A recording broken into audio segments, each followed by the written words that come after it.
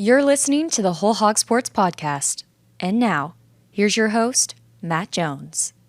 Arkansas football loses again. We'll talk about it today on the show, and basketball season's finally started. We'll have Anthony Kristensen on from Memphis as the Razorbacks get ready to play another exhibition game tonight. First, a word from Kendall King. 4 decades of design. We're continuing the legacy of great creative design by combining our brands of Kendall King, Soapbox, and Shopcart. Together, these brands represent a new focus in marketing design, with individual attention to specific areas. Through our design expertise supported by a team of talented professionals, we showcase our best. We are Kendall King, we are Soapbox, we are Shopcart, we are design. I thought Arkansas had a chance to win Saturday. I think that, you go back to Hugh Freeze's comment last year. Remember, he said, if you play that game 9 more times, we beat them 9 times. I think if you play that game Saturday more times, Arkansas wins some of them. They played a good game to an extent. Let's put it this way. They put themselves in a position to win that game. You're up by double digits in the second half, and you've got everything there in front of you at home. And it's unfortunate for Arkansas that the best game they have this year defensively, and that's a low bar, and I understand that. And I don't think the defense played as well as some people do on Saturday because Auburn scored on a lot of its possessions. But it was the defense gave themselves a chance to win the game by holding Auburn to all those field goals, and then you go out and you have probably the worst or the second worst, Notre Dame game being the other one, game that you've had all season, all those turnovers in the fourth quarter. Again, it's a very winnable game. There aren't a lot of winnable games that you have on the schedule. I would say Mississippi State may be a winnable game this weekend, but you lose that chance against Auburn. And I think that, when you go back at the end of the season and if Arkansas hasn't won an SEC game, that's going to be the game Saturday where you go back and you say, man, if you could have just done it a little bit differently, it would have been this way. But, you can't, you don't get any do-overs. This isn't the World Series. There's not a best of 7 going on here, and you got to live with that result. Yeah, this was just a meltdown. I didn't feel like Notre Dame was a meltdown. It was a bad offensive performance. It was a beatdown. They had nothing to offer, especially in the second half. But this was just everything that could go wrong went wrong in the fourth quarter, and it was just like it got to the point where it was like comically bad. And so I don't think that we'd seen them really do that yet this year. At least not to that degree. I didn't feel like there hasn't been any points, even though they've given up leads before, that I felt like this is just it's just the wheels have fallen off so fast. I was listening to Cole Kubelik last Friday previewing this game on a podcast, and he, he's an Auburn guy, and so he's got a radio show there in Birmingham, and so he pays attention to Auburn probably as much as he pays attention to anybody. But he was talking about he thought Arkansas would win this game. He said he didn't think that it set up well for Auburn, and he thought that Taylon Green was going to be the X factor in the game. And he used a phrase, and he said he's a takeover player. He's a takeover player. And when he said that, I had this thought. I said he's also a turnover player. And so I had that wordplay in my mind going into Saturday's game, takeover and turnover. And you really go back and you look at Arkansas's success or losses the last 2 years, and it kind of comes down to, did Taylon play a turnover-free game and did he take over that game, or were there turnovers involved? This year is no different. I mean, Tennessee, how different does that game potentially go if he doesn't have the 2 fumbles? And then, of course, Saturday with the 3 interceptions in the fourth quarter.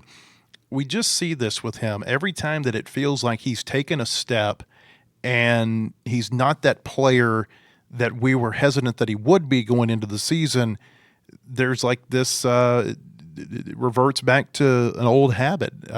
There was another instance on Saturday where it's 3rd down and he takes a sack and it probably knocks him out of field goal range. Then you got the 3 interceptions in the fourth quarter. Of course, there was a fumble too by Omega Blake. But I think he's got a lot of potential as a quarterback. But, man, he makes some plays at just untimely times in a game that really are killers. And I think that's what I go back to with the turnovers. Yes, there are a lot of turnovers. He's committed 10 now this year in 8 games. Last year, I think it was 14 in 13 games. But it's like the timeliness of them. It's the pick 6 on Saturday. It's the pick 6 at Oklahoma State. It's the strip sack against Ole Miss. It's the fumble against Texas A&M last year. And you just go on and on and on. There are so many instances of this where a Talon turnover is the play that you look back and say, hey, if that doesn't happen, this game may go a different way. And that pick six in the fourth quarter, it felt like that just sucked all the air out of the football team. And even besides the turnovers, I mean, he was not running the ball the way that they need him to. And that was something that Bobby Petrino talked about after the game. He talked about it again today. We just came over from his press conference, and he talked about it again. And, during the game, I was thinking maybe it's the knee from the A&M game. He left with the knee injury, came back with the sleeve on. He didn't have the sleeve on in this game, I don't think. And, and Petrino said it wasn't that. That he was not, they were not intentionally trying to run him less out of caution. He did say today that he felt like Talon's preparation going into the game wasn't up to par, and he felt like some of that was he had the injury on his mind just in the week leading up to the game. And so it was interesting how he felt like, he thought it was a little bit in how he prepared, which I thought was notable. But so even in the run game, turnovers aside, which you can't really set the turnovers aside, but even before that, before the fourth quarter meltdown, it's still he was not playing quite up to par. His passing stats were pretty good. His completion rate was pretty good. But they need him to be able to run the way that we've seen him run throughout the season, and he just couldn't. You just can't turn it over like that. No. 3 interceptions. I was thinking back. I went back and looked up some stuff this summer. Like, what does a good team look like in terms of a quarterback taking care of the football? In 2011, when Arkansas finished number 5, they won 11 games. You know how many interceptions Tyler Wilson threw in 13 games that year? He didn't lose a fumble. 6 interceptions in 13 games. Talon threw half of that in the fourth quarter against Auburn. It's insane. And so, like you just cannot have your quarterback being turnover prone like that. And I think that's what's – I'm not saying that's what's kept them back. Their defense is really bad this year. But, again, the defense gave them a chance the other day, and it was just a big, big opportunity wasted. They just I feel like. They can't put a complete game together. No. And on the turnover point, I pointed this out in my story yesterday. On Sundays, I usually do. I go through Pro Football Focus grades, and then I also just kind of pull some other stats and stuff and just kind of look at some okay, day after debrief, let's see, numbers-wise what we learned. And last year, Arkansas finished the year tied for the 9th worst turnover margin in the country at -8. They are at -8 in the turnover margin right now. Through 8 games. Yeah. And last year, the turnovers were the biggest conversation. And the expectation is that it's probably going to get worse as the season goes along. Yeah. They would have to turn it around in a big way defensively. And then the pick 6 on Saturday that Arkansas had, that was their first turnover they forced since Memphis. Is that right? So over a month it had been since they forced a turnover. Yeah. And that's the big difference between last year and this year is they're just not forcing them the same way. And that's been a problem. And that's why Kenai Walker's pick 6 was such a big deal, because they finally had the breakthrough. And after that, we kind of felt like, okay, that's the play. It was so early, but we were like, Auburn's not going to be able to, come back from that. Just with all of Auburn's struggles, defense was playing pretty well. That felt like a game-changing play. And then, psych, there were several other game-changing plays. I had a whole game story written about the defensive interception, and that was what they needed, and they'd won. And I told Anthony to write a Kenai Walker sidebar after he had the scary injury and stuff, and then it was like, actually. When I retire, I want to see if I can go back in all my different computers and stuff that I've used and just publish all the game stories that never got never were. Like the alternative Razorback history. Yeah. Like, I've got a game story somewhere on this computer that they won the national championship in 2018 in baseball, and I never got to publish that thing. Oh my gosh. Because you're down to, okay, there's one out left to go. Yep. You got to have this out. You got to be ready. Yeah. And That's everything so funny. derails. You call it What Could Have Been. What could have been. That sounds like a good book that would be about the Razorbacks. Defensively, they were put in a lot of bad situations on Saturday. I looked this up. Auburn's average starting field position after halftime was the Arkansas 49-yard line. There's a kickoff return that goes to the 49. There's a block punt where Auburn starts at Arkansas's 43. And then there's all these turnovers that end up putting them in Arkansas territory. There was one punt where Auburn started a drive at its own 18-yard line. You take that away, and there was not a drive that started further away from the end zone than the Auburn 44, I believe. And so they just had this outstanding field position right there between the 40s, it felt like, every time they got their ball or they got the ball. And so I feel like for Arkansas to hold them to the points that they held them to was actually it was a good performance. The defense was put into a lot of bad situations. But again, 9 possessions, Auburn does score on 7 of those 9. And, honestly, they had a chance to make it 8 of 9 had it not been for the pick 6 at the Arkansas 15 when they throw that interception. So it was a good bend but don't break game for the defense. And now I guess the question is, are they able to replicate that? Maybe the good news for Arkansas moving forward is that Mississippi State, not the best offense. They're pretty. I was looking at the stats today. They're pretty much middle of. They're between 7 and 9 in the SEC in like every stat category. Honestly, some of them on defense too, but all of the offensive ones, they're like 7 to 9. They're just right in the middle. Missouri, Bo Perbula looks like he's out for the year. So you wonder about what that's going to look like at the end of the season. I think they're down to their third string quarterback because Sam Horn got hurt in the season opener. Texas, you know what they've been like offensively this year. LSU, in addition to firing Brian Kelly, which we want to get to here in just a minute. They fired their offensive coordinator this morning.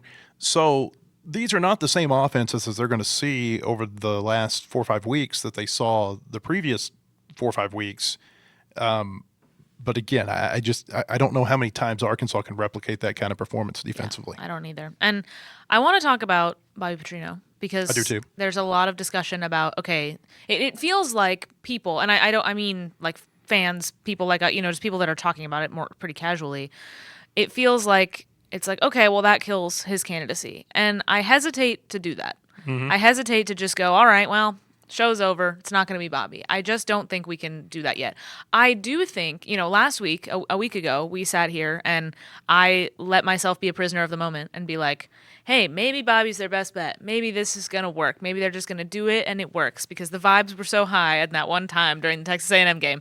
I don't know why I let myself do that. That was stupid. I am back to, I don't necessarily think it would be a guaranteed fail, but I'm back to feeling like you don't have to do that. And honestly, I don't think it's necessary. I think it's hard. I think from a football perspective, it is not your best play. I know there is a lot of context around it with like what we talked about last week with the way this coach carousel is shaping up, what Arkansas is going to be able to do, the financial situation, all of that stuff. You can't divorce it from that context, but I do think from an on-field perspective, what has Bobby Petrino done that's that different from what they fired Pittman for doing? Well, like I said, there's been better effort. Okay, cool. Yeah. What is it going to look like next year? Yeah. Well, like I said last week, I don't think you hold the one score losses over his head like you did Pittman because he didn't recruit the entire team. Right. I felt like the last few weeks felt like an audition for him, and especially Saturday. And I would not go so far as to say that he's not a candidate anymore. But I do think that it's what an uphill happened, battle now. Well, I think what happened Saturday that's going to be one of those where, again, you're looking back at the end of the season and you don't have enough wins. Maybe he's looking back at the end of the season like, what if that would have went different? Maybe it felt like that popped the balloon a little bit. That was your shot at your first win. Maybe not popped the balloon, it deflated it. Yeah, it's I agree. It's like the fourth day after the birthday party now. It's still over there in the corner, but it's not as good looking as it was on Saturday. I don't think he's out of it as a candidate. I think it would be naive to say that show's over. Because he still has people here who believe in him. And I don't know that, one game doesn't change what has been said previously, which is that he has put together an offense for this team that is a really good, really effective offense when they're not turning the ball over. Turnovers, obviously, a huge problem. What would the team look like this year if they had any semblance of a defense? I don't know. Now, Saturday, they had one, here's the thing. And then the offense fell apart. I think that there's something to this. When you ask I watch the Cowboys every week, How fun. Because I don't have enough, pain and misery. That's right. So I decided to put myself through that on Saturday too. Like yesterday was a very similar game for them playing the Broncos. They've had this great offense all year. Their defense is the worst in the NFL, and it's not even close. You can't ask your offense to be on every single, like 100% of the time. And I feel like that was kind of what happened on Saturday. They got a good, a decent defensive performance, but your offense is going to have days where it's not performing well. Your defense, if you have a great defense, look at what happened to OU. They've got maybe the best defense in the country. Ole Miss comes in on Saturday. They score 32 points against them. So it's, And their special teams were bad too. Special teams were very bad. That was a problem. Yeah. They've had lack of discipline on special teams two of Auburn's all year. field goals were not a direct result, but had a special teams mistake had a big impact on them kicking the field goals. The 49-yard kick return to start the third quarter, and then that blocked punt in the third quarter. Both of those ended up with field goals, and you wonder, how do those drives go different if they have to go to the length of the field as opposed to 30 yards and they're in field goal range. So I don't think Petrino is totally out of it. No. What happens when you fire a coach in season like Arkansas's done is that it's just too long for everybody, and I'm talking about everybody, the fans more than anybody, but anybody who's paying attention to it, it creates like too long of a runway to choose a coach, because you've got 8, 9, 10 weeks there now to analyze every single person. Rhett Lashley, a week ago, people were like, yeah, he might be. Then he loses to Wake Forest. Yep. You can't hire a coach that loses to Wake Forest. Yeah. You can't do it. Every coach is going to have warts by the end of this, because everybody's been watching all their games and thinking for 8, 9 weeks, well, how would they look here if they did this? And, I think coaches should be elected, though. That's like we need to have an election. I started laughing, and then I was like, can you imagine what crazy person would people Well, if you look pick? at this like politics, like you could have maybe just your internal pool of state candidates, like your lieutenant governor is the head coach at Arkansas State, and your attorney general's down here at UCA, and your secretary of state's over here at UAPB. And then you just Meaning rise most the ladder. people on the ballot just don't check anybody on that one. So you like it could be. Running on the post. But like you rise the ladder, and now, hey, if you want an Arkansas State, now you get to come over here if enough people. Are you saying you want Arkansas coach Butch Jones? No. I said if he wins at Arkansas State. That didn't happen. No, it's a little tongue in cheek there, but it people get so upset because you finally get to the finish line, and this guy that you have thought about everything, and you've got it all set up in your mind. This is how it would work if Coach A was hired. Well, he went with Coach D. Why did he do that? Doesn't he know what I know? Yeah. And all these people think that they should have a say and a voice in the process, but in reality, it's a very small number of people who actually get to choose. Yeah. And sometimes they choose wrong. A lot of times they choose wrong. A lot. As is that's reflected. That's a great segue, Christina. We didn't plan on this. Now that LSU is open, 12% of the Power 4 jobs are open, and it's not even Halloween. There are 68 Power 4 jobs in college football, and 8 of them are open after LSU fired Brian Kelly. Again, I've said this every Monday that we've been in here for, it feels like a month and a half now. Sunday has become who is next? Yeah. Who's getting fired today? And it took a little bit longer yesterday, but there was kind of that, kind of under the surface talking all day that, hey, something may be going on down in Baton Rouge. Conversations are being held. Yes, high-level conversations. Low-level conversations, it That's may what be we the have. coordinator. It may be the coordinator that goes. High-level conversations, it's the head coach. Yeah. And Brian Kelly ends up going. Brandon Marcello had a good point in one of his shows yesterday. He said, quote, "The expectation is we're going to have more jobs open than qualified candidates to take over as head coaches this year." Again, 8 jobs are already open. It's not even Halloween yet. You know that there is going to be job hopping whenever the opportunity comes here in about a month or so. And so how many jobs are open, and how does it affect Arkansas? Now, on one hand, you could say that LSU's pool of candidates and Arkansas's pool of candidates, they're not swimming in the same swimming pool. No. But I do feel like with these jobs, like we saw in the whole basketball domino effect that eventually led to John Calipari coming here, there's kind of this downstream deal that can happen where it can affect you, maybe not in who you hire, but in who you don't have an opportunity to hire. Yeah, I just feel like some of these puzzle pieces, they have to fit together a little bit more potentially at the top before Arkansas can find its candidate, unless, and here's the big caveat, unless Arkansas goes after someone who is not currently coaching, and you can go get that person and you can have them locked up before the carousel really starts spinning at the end of the year. But why are they not currently coaching? Well, I mean, there could be any number of reasons why they're not, but I feel like typically that's not a great recipe. Longer you wait, the more Arkansas's job looks less appealing in the national sense. Now, all you got to do, I mean, this is like getting married. You find the right person. That's topical. Yeah. Do we want to say anything? Sure. Okay. Show everybody your finger. Yeah. All right. Christina got engaged yesterday. Yeah, we're excited for her. Thank you. I was not invited to the party. I will just admit. You'll I'd be like to invited point to the that out. wedding. You'll be invited to the most important party. All right. I told you I've not been to a wedding in 7 years. Yeah. I like to avoid those things. I was going to say, he was, like the plague. I remember we were in the baseball press box once last spring, and you were on a thing about how much you hate weddings. And then like 2 innings later, we had fully moved on. We had talked about many other things since then. 2 innings later, you were like, by the way, if you have a wedding and you wanted to invite me, I would come to your wedding. I would consider it, I think is what I told you. I was like, I would okay, consider it. I'm glad that I would be the one wedding you would deign to come to. Scotty Bordelon's wedding was the last one I went to. Wow. Yeah, long time ago. It feels like a long time ago. But anyway. But it's all about fit. Yeah. I mean, it's all about, and it's kind of like whenever an NFL team drafts somebody. Okay, hey, 31 other teams may not like you. That one team likes you, and they give you a chance.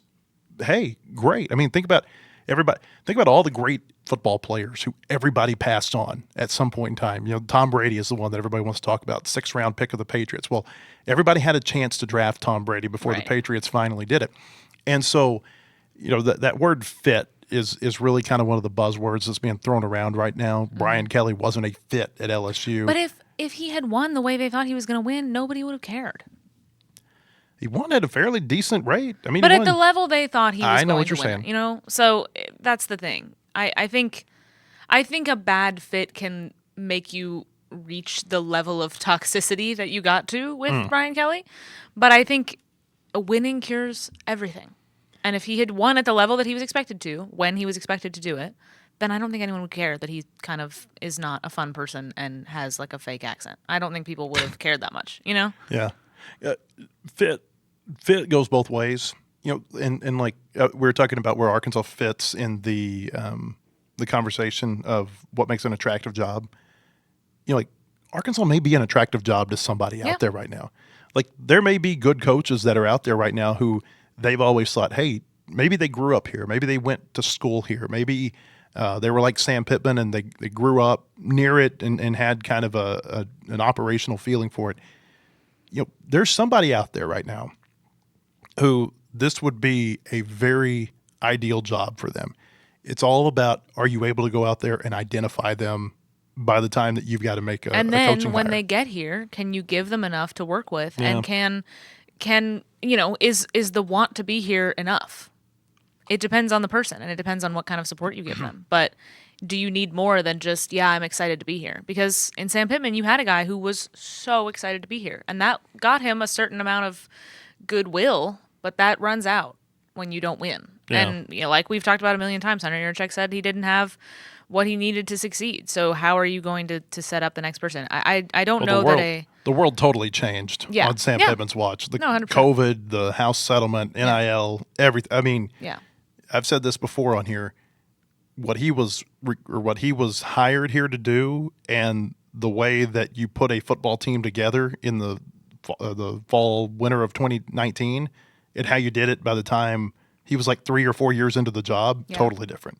But totally I think things different. are still changing at Arkansas specifically. I mean, not on that level, not on the like complete upheaval of the way college football works, but I think in terms on a micro level of how Arkansas is working, they are trying to change a lot about how they do this and how the kinds of resources they put into football, how they're going to do, handle roster management. They're trying to make all these changes.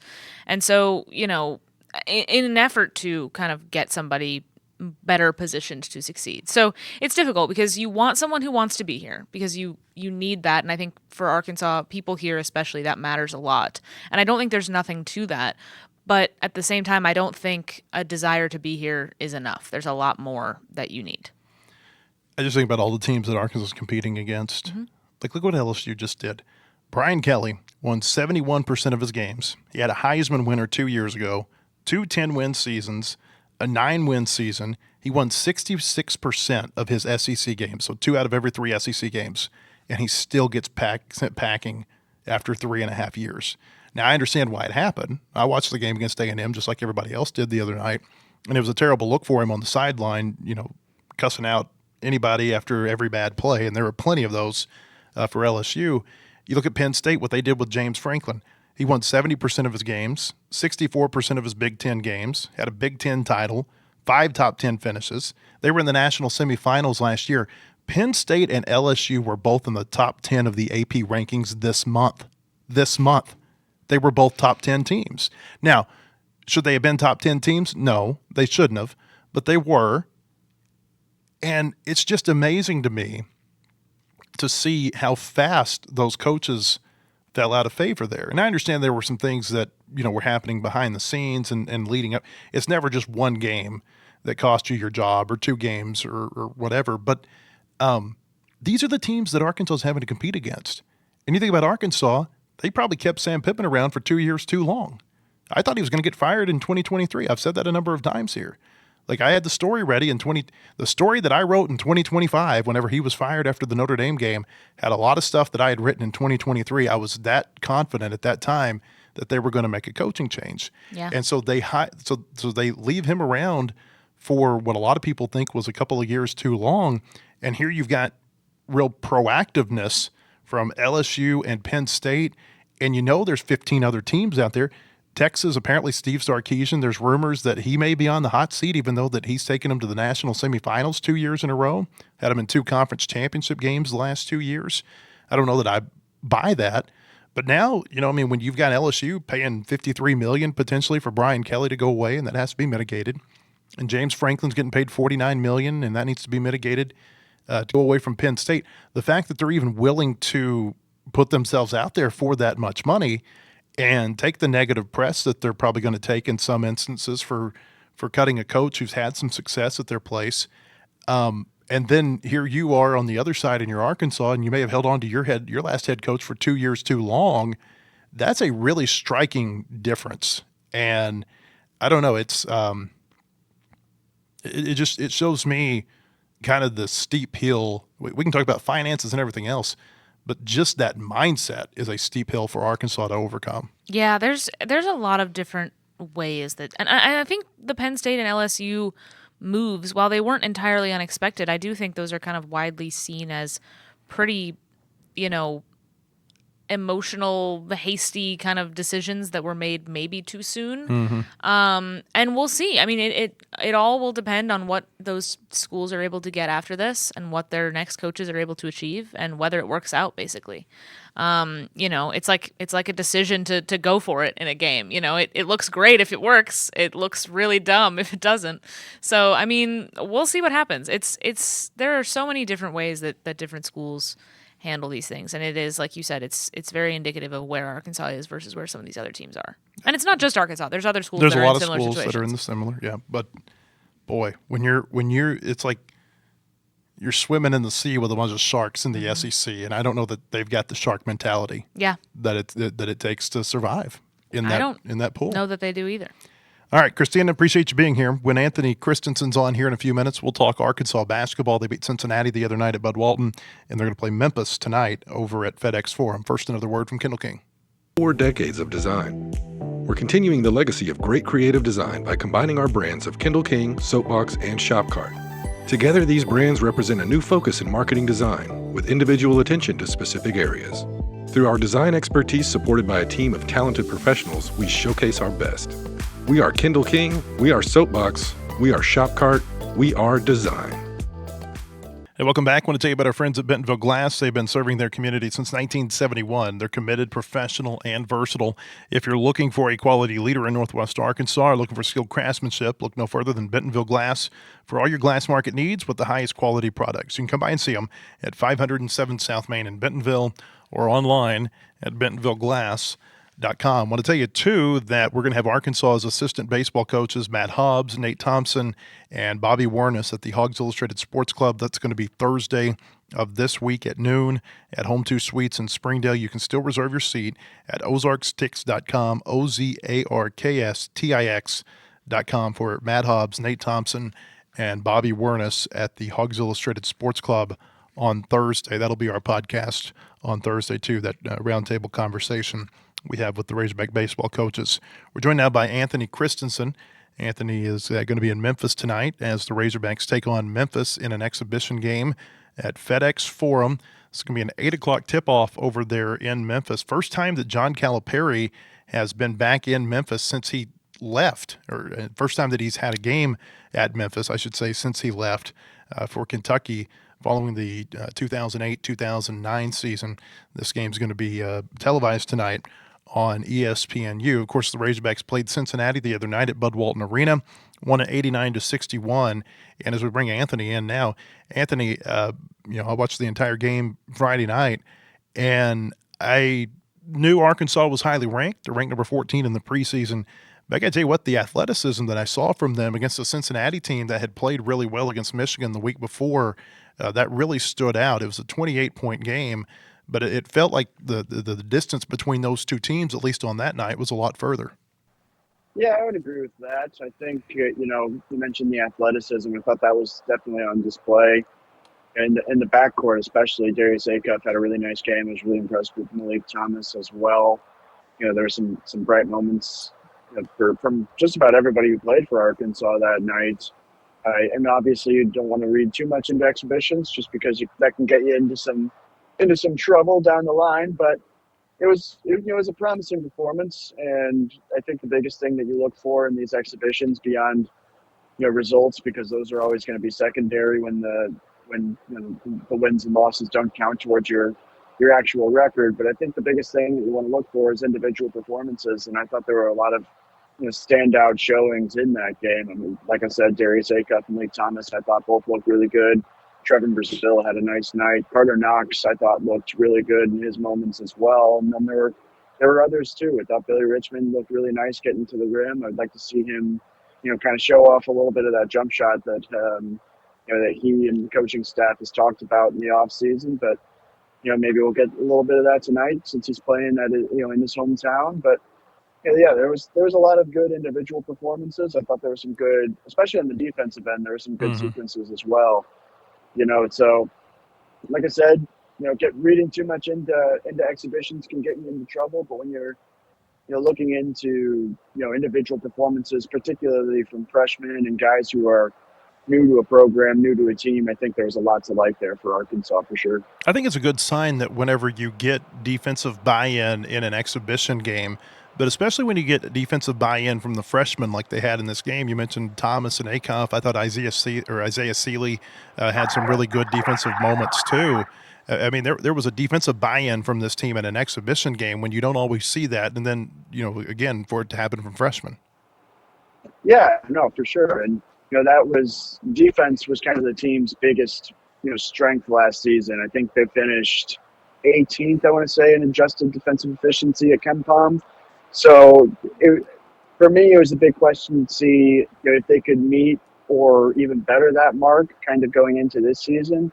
And the early signs, like I said earlier, you don't want to read too much into an exhibition, but they were very good defensively. I mean, there was a sequence of 5 turnovers and I think 5 minutes and 45 seconds from Cincinnati. And some of that is going to be down to Cincinnati playing a bad game, but also I thought a lot of it was down to Arkansas's defense being really good. I thought the on-ball pressure was really good.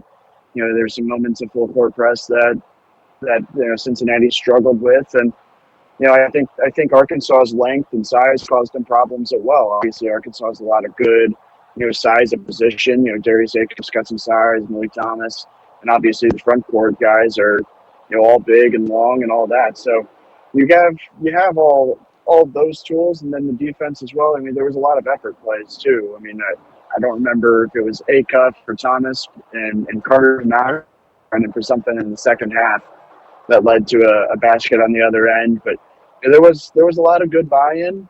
There was a lot of plus moments on the defensive end, and like I said, exhibitions can be mirages, they can be illusions, but there was a lot to like from the guys on that end of the floor for sure.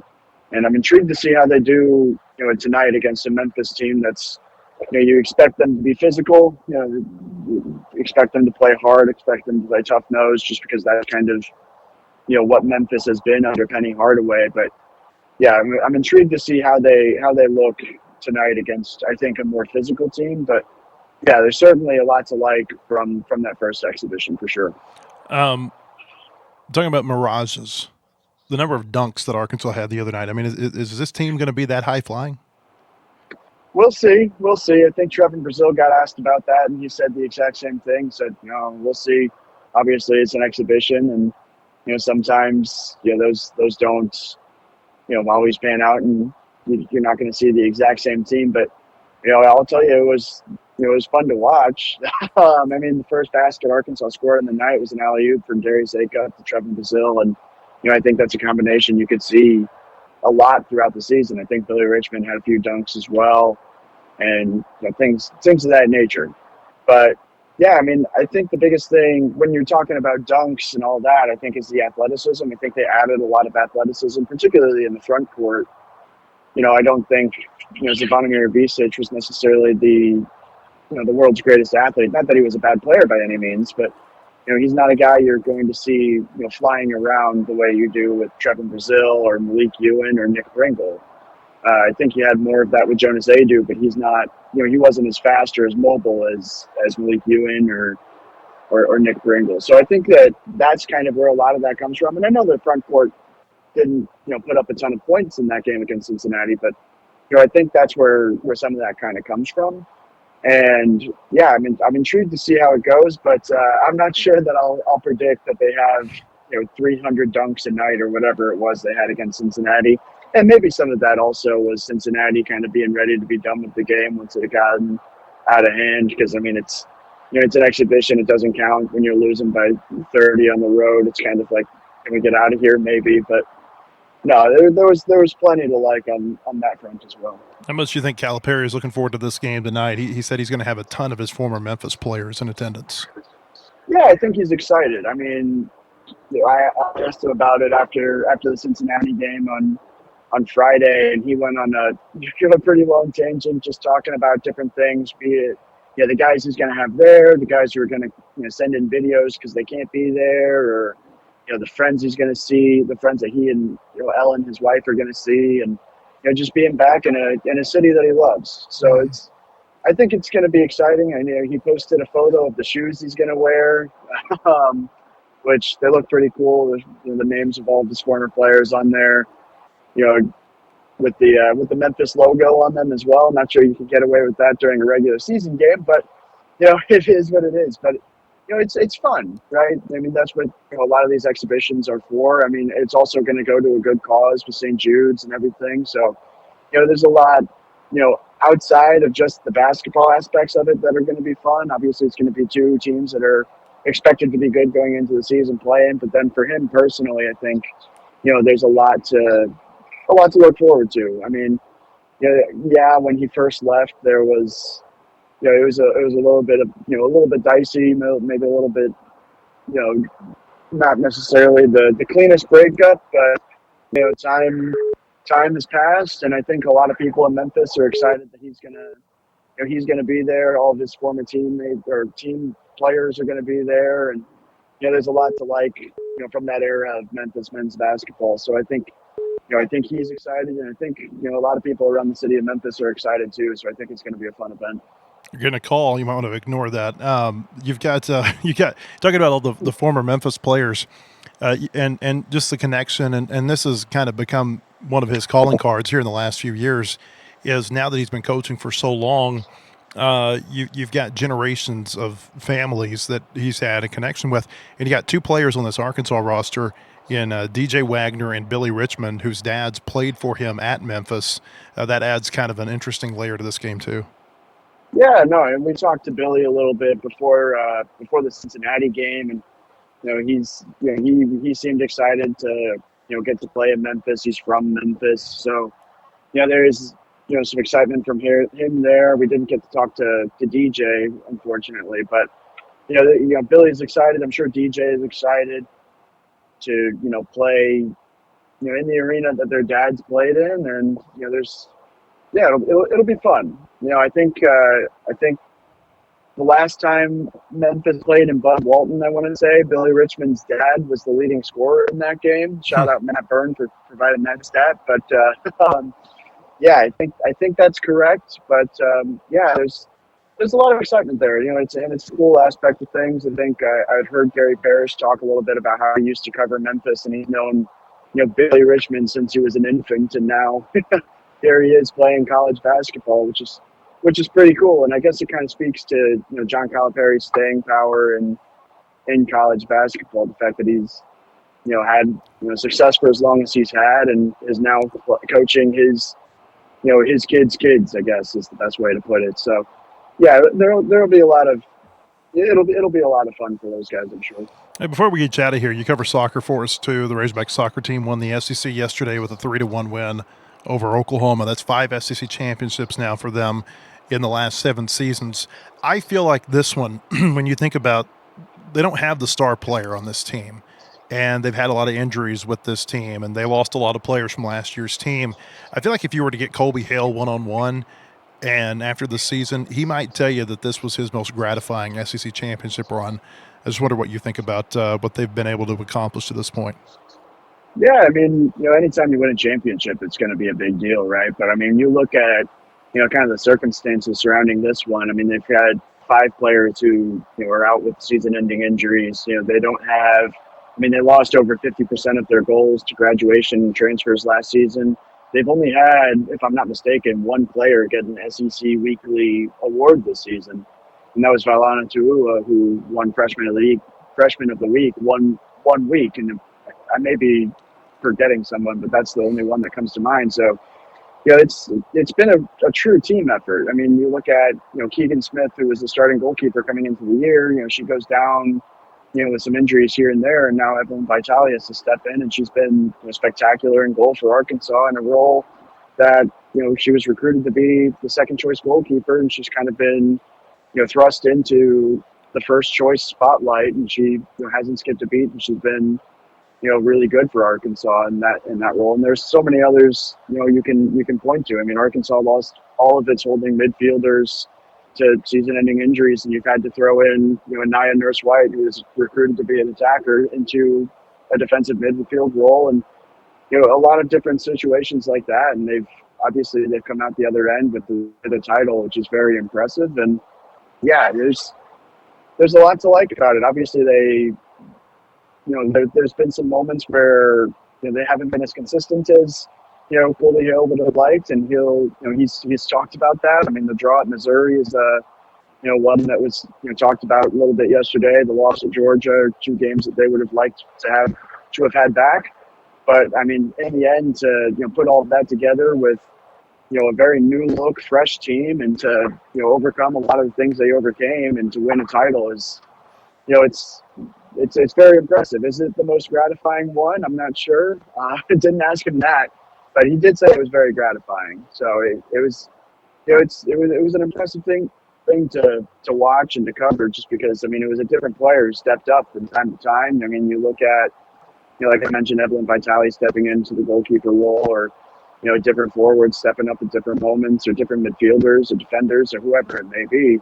There were a lot of different players who stepped up. It's a true, and you're going to get that in soccer anyway, but, with this one in particular, it's a true team title. So that I think is the most impressive part about it, is the fact that it's just, every single player on that roster has, had a part to play in it. And yeah, that's I guess my general overview on that. I probably rambled a little bit, but yeah. It was big enough to get John Harvey to take his shirt off and run around the field like Eric Musselman. So big win for Arkansas yesterday. Anthony, good stuff. We'll see you tonight in Memphis. Absolutely. See you, sir. All right. You can read all of Anthony's content at wholehogsports.com from the exhibition game tonight. We'll also talk with him tomorrow after the game. Again, Arkansas-Memphis at 8 o'clock tonight at FedEx Forum. That game is going to be televised by ESPNU. Hope to see you tomorrow on our show or at our website, wholehogsports.com. Appreciate you being with us. Have a great day, everybody.